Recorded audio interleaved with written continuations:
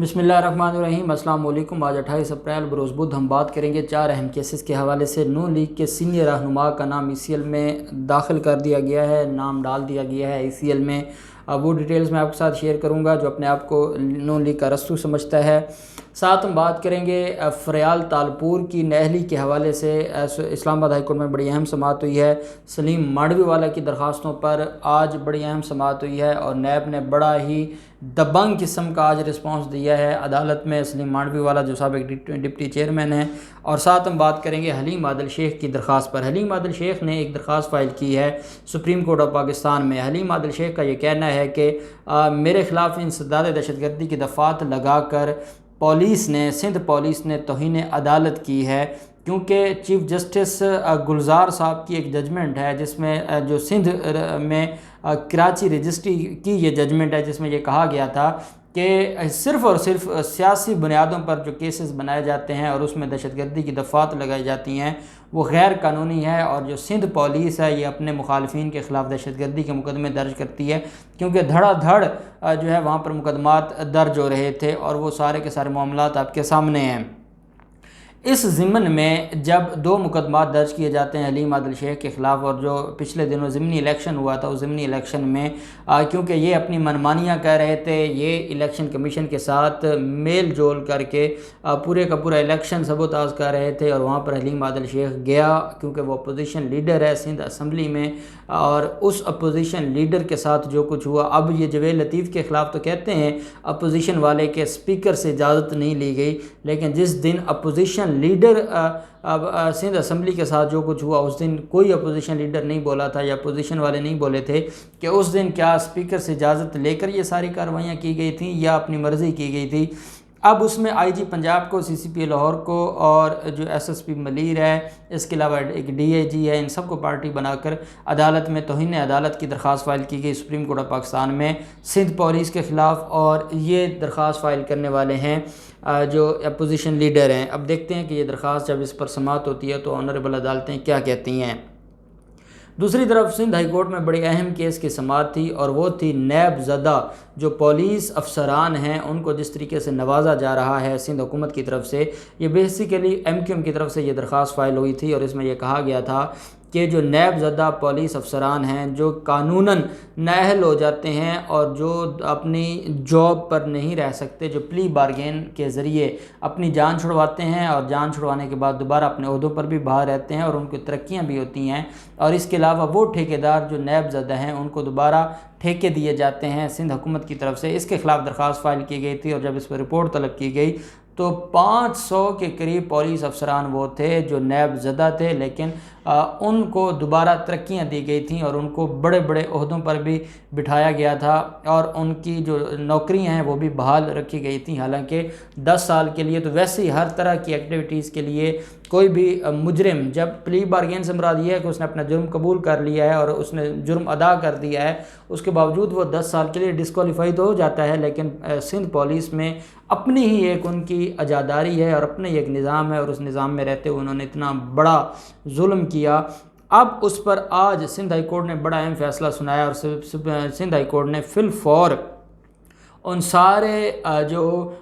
नैब ज़दा police अफसरान थे और बाकी जो ठेकेदारान हैं सरकारी या जो बाकी मुख्तलिफ डिपार्टमेंट्स में लोग बैठे हैं जो नैब ज़दा हैं, उन सब को बरतरफ करने का हुक्म जारी कर दिया है। मैं समझता हूँ कि ये इतना बड़ा फ़ैसला है ज़रदारी माफिया के ख़िलाफ़। ये बेसिकली वो लोग हैं जो ज़रदारी माफिया का हिस्सा हैं, जो ज़रदारी गैंग का हिस्सा हैं। आपको याद होगा मैंने आपके साथ शेयर किया था कि कराची में 2 भाई हैं SHO हैं और 3 अरब के असासे उनके निकले थे। तो ये इतने बड़े बड़े चोर डाकू बने हुए हैं, इतने बड़े माफिया बने हुए हैं कि कोई हिसाब नहीं। और इन लोगों के हवाले से जो मामलात हैं वो दिन ब दिन इतने ख़राब होते जा रहे हैं और ये कराची के अमन तबाह कर रहे हैं। अभी मुझे पिछले दिनों ही कराची के एक दोस्त ने बताया कि ये अंदरून सिंध से पुलिस वालों को सब इंस्पेक्टर भर्ती कर कर के उनको कराची में लगा रहे हैं, सिर्फ़ कराची के लोगों को जलील करने के लिए, सिर्फ़ कराची के लोगों को इस बात का मज़ा चखाने के लिए कि उन्होंने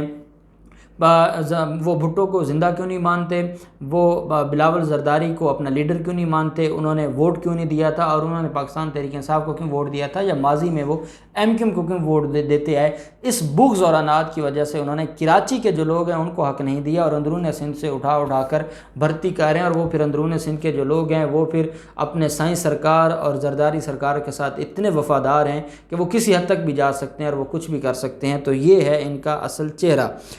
پھر ہم دیکھتے ہیں فریال تالپور کا جو معاملہ ہے، نہلی کی درخواست پر آج سماعت ہوئی۔ بیسیکلی الیکشن کمیشن میں جو نہلی کی درخواست تھی کہ غیر ملکی اقامہ چھپایا تھا فریال تالپور نے، اور ساتھ اپنے اثاثے شو نہیں کیے تھے اپنے گوشواروں میں، جو الیکشن کمیشن میں جو کاغذات نامزدگی جمع کروائے گئے تھے۔ اب فریال تالپور کی نہلی کی درخواست الیکشن کمیشن میں پینڈنگ ہے، اور وہیں پہ اسلام آباد ہائی کورٹ میں انہوں نے درخواست فائل کی تھی فاروق اچ نائک صاحب کے توسط سے، اور اس میں یہ کہا گیا تھا کہ جو الیکشن کمیشن میں جو کارروائی ہو رہی ہے اس کو نل اینڈ وائڈ ڈکلیئر کیا جائے، اور ہر حال میں اس کارروائی کو روکا جائے۔ جب یہ معاملہ آیا اور آج اس پر سماعت ہوئی ہے، چیف جسٹس اطہر من اللہ صاحب نے کمال شفقت کرتے ہوئے فریال تالپور جو آصف زرداری کی بہن ہے اور آصف زرداری کے سارے گناہوں میں برابر کی شریک ہے، اس کی نہلی کی جو پروسیڈنگز تھیں الیکشن کمیشن پاکستان میں اس پر کارروائی روک دی ہے، اور الیکشن کمیشن سمیت تمام پارٹیوں سے 28 مئی تک کے لیے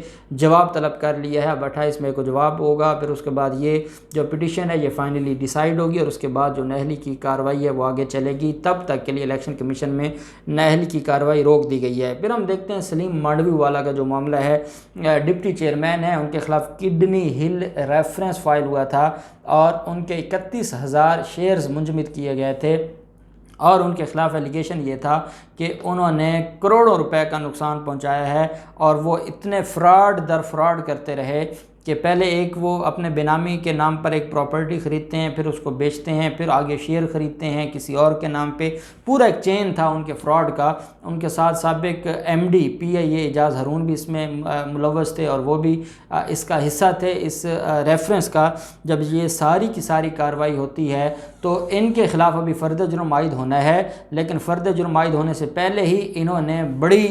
بڑا مارکا مارا، اور بڑا مارکا کیا تھا کہ انہوں نے کہا جی کہ ہم بریت کی درخواستیں دیتے ہیں۔ اب بریت کی درخواستوں کے اوپر یہ جج محمد بشیر صاحب ان کی عدالت میں بریت کی درخواستیں فائل کی تھیں، جس میں نیب نے اپنا جواب جمع کروایا ہے، اور نیب کا یہ کہنا ہے کہ یہ بریت بنتی نہیں ہے، یہ سارے کا سارا فراڈ ہے، یہ جھوٹ ہے، اور انہوں نے ایک تو اتنا بڑا فراڈ کیا، اور اس کے بعد یہ بریت کی درخواستیں لے کے آگے ان کو شرم نہیں آتی۔ کل تک تو یہ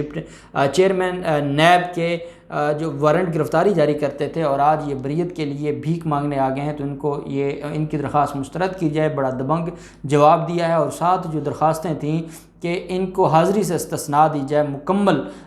جو سلیم مانڈوی والا یا اعجاز ہارون ہے یا باقی ملزمان کو، تو اس پر بھی نیب نے جواب دیا ہے کہ مسترد کیا جائے۔ ان کو کوئی نہ بیماری ہے نہ کوئی معاملہ ہے، یہ عدالت میں نہیں آئیں گے، فرد جرم کی کارروائی ہے، باقی کارروائیاں وہ کیسے ہوں گی، اور ملزم کا ہونا ضروری ہے عدالت میں۔ دونوں درخواستوں کا جواب سلیم مانڈوی والا کی درخواستوں کے خلاف نیب نے جمع کروا دیا ہے، اور اب مزید کارروائی کے لیے اور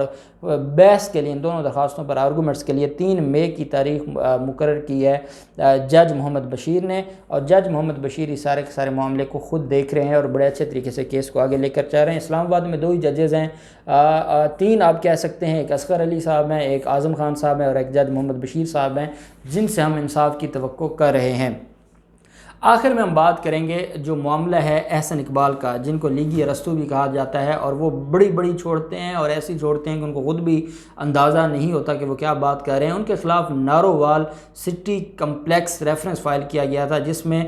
جو کروڑوں روپے کا پروجیکٹ تھا اس پر اربوں روپے لگا دیے گئے، اور اس کے باوجود وہ جہاں تھا وہیں کھڑا ہے۔ آج بھی آپ نارووال جائیں تو آپ کو وہ ایک ڈھانچہ نظر آتا ہے، وہاں کوئی کام نہیں ہوا، اور اربوں روپے حکومتی خزانے کو نقصان پہنچایا، اور اس نے اپنی جو اتھارٹی اس کو مس یوز کرتے ہوئے وفاق کا پیسہ یہ صوبے میں لے کر آیا، اور اپنے علاقے میں جہاں اس نے الیکشن لڑنا تھا اور جہاں اس نے آگے دوبارہ منتخب ہونا تھا وہاں پر کروڑوں روپے جھونک دیے ریاست کے، لیکن اس کے باوجود وہاں پر بھی کوئی کام نہ ہوا، اور ریاست کا پیسہ بھی ہڑپ ہو گیا۔ اس کے خلاف یہ ریفرنس فائل ہوا تھا، اور اس ریفرنس میں فرد جرم عائد ہو چکی ہے، اور ملزم کے خلاف گواہان عدالت میں پیش ہو رہے ہیں، اور اتنے میں خبر یہ تھی کہ ملزم بیرون ملک بھاگنا چاہتا ہے اور یہ بھی پیارا ہونا چاہتا ہے، لنڈن کو پیارا ہونا چاہتا ہے، اور یہ اسحاق ڈار 2 بننا چاہتا ہے۔ اور اس وجہ سے نیب نے آج خط لکھا ہے وزارت داخلہ کو، اور اس خط میں یہ کہا ہے کہ احسن اقبال کے خلاف ریفرنس پینڈنگ ہے اور اب بھی اس ریفرنس میں کارروائی چل رہی ہے، اور ہمیں یہ خطرہ ہے کہ ملزم ملک سے فرار ہو جائے گا، ملک سے بھاگ جائے گا، اور اس کے بھگانے کے حوالے سے تیاریاں مکمل ہو چکی ہیں۔ اس لیے ملزم کا نام ECL میں ڈالا جائے اور اس کو ملک سے بھاگنے نہ دیا جائے۔ اب یہ جو نیب کا یہ پلی لینا کہ ملزم فرار ہونے کی کوشش کر رہا ہے یا بھاگنے کی کوشش کر رہا ہے، اس کے حوالے سے ذرائع 2-3 دن سے گردش کاری ہیں خبریں کہ احسن اقبال فرار ہونے کی کوشش کر رہے ہیں یا یہ لنڈن جا رہے ہیں یا ان کی تیاری مکمل ہو چکی ہے، لیکن میں سمجھتا ہوں کہ نیب نے ان ٹائم بڑا فیصلہ کر کے اس کے لیے رکاوٹ پیدا کر دی ہے۔ اب وزارت داخلہ ان کا نام جو پروسیس ہے اس کو مکمل کرتے ہوئے ECL میں ڈال کے اس کے لیے اس کے راستے بند کر دے گا کہ وہ بغیر پرمیشن آف دی کورٹ وہ باہر نہیں جائیں گے، یا پرمیشن آف دی گورنمنٹ وہ باہر نہیں جا سکتے۔ آپ دیکھتے ہیں ان سارے معاملات میں کیا ڈیولپمنٹ ہوتی ہے، جو بھی ڈیولپمنٹ ہوگی آپ کے ساتھ شیئر کرتے رہیں گے۔ اللہ پاک پاکستان کا حامی و ناصر ہو۔ بہت شکریہ۔ اللہ حافظ۔ پاکستان زندہ باد۔